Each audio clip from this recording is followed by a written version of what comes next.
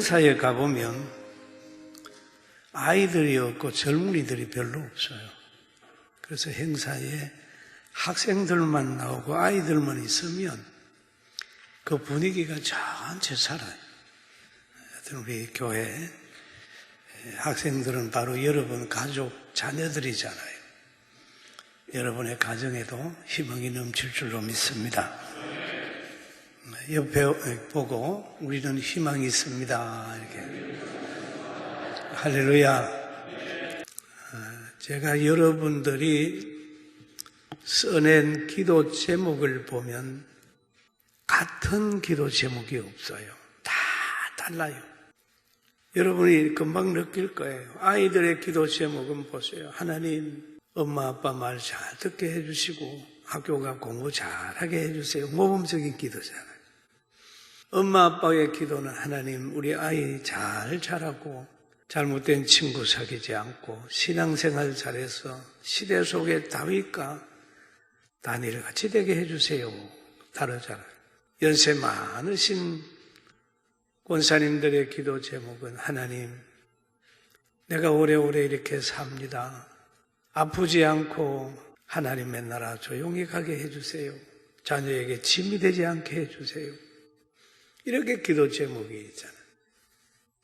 그런 것처럼 이 사람의 경영, 마음의 경영은 자기에게 있고 기도 제목도 자신이 정해서 하지만 응답은 하나님의 소관이다. 그래서 잠언서 16장 1절에 보면 이런 말이 있어요. 마음의 경력은 사람에게 있어도 말의 응답은 여호와께로부터 나오느니라. 믿습니까? 그런 거예요. 마음의 경영은 우리가 할 수 있죠. 그 다음에 16장 9절에 보면 사람이 마음으로 자기 길을 계획할지라도 그의 걸음을 인도하시는 이는 여호와시니라. 마찬가지죠. 여러분 계획대로 되는 거 있습니까? 계획대로 되는 것도 있지만 안 되는 것도 너무 많잖아요. 그런데 지혜로운 신자는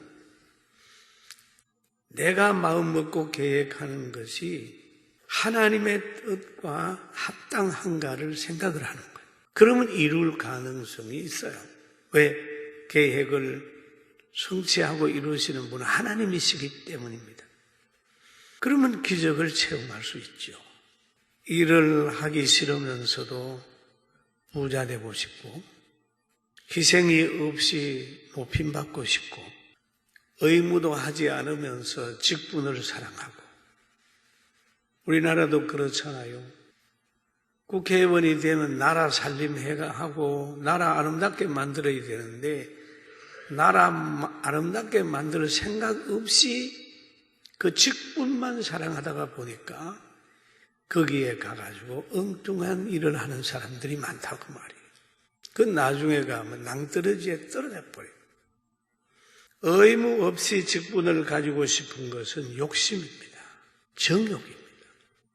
부와 장수와 건강을 추구하는 목적도 내가 이걸 해가지고 무슨 일을 해야 되겠다고 하는 뭔가 있어야 되지. 그것만 추구하다가 보면 나중에 가면 만족이 없잖아요. 여러분 부자들이 만족한 거 보셨습니까? 인기 있는 사람이 만족해하는 거 보셨습니까? 만족이 없기 때문에 마약도 하고 만족이 없기 때문에 탈선하는 거예요.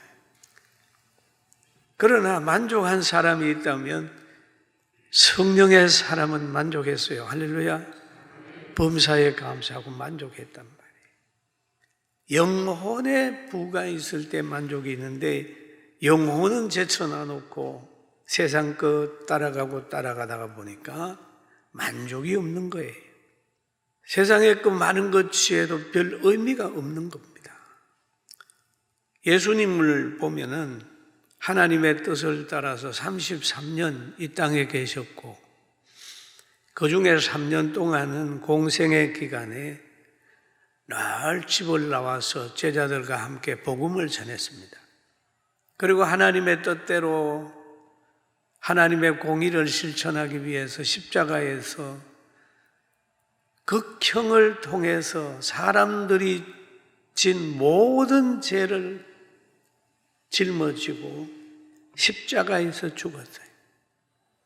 얼마나 힘들고 어려웠는지 아버지 왜 나를 버리십니까? 라고 하는 그런 고백을 했습니다.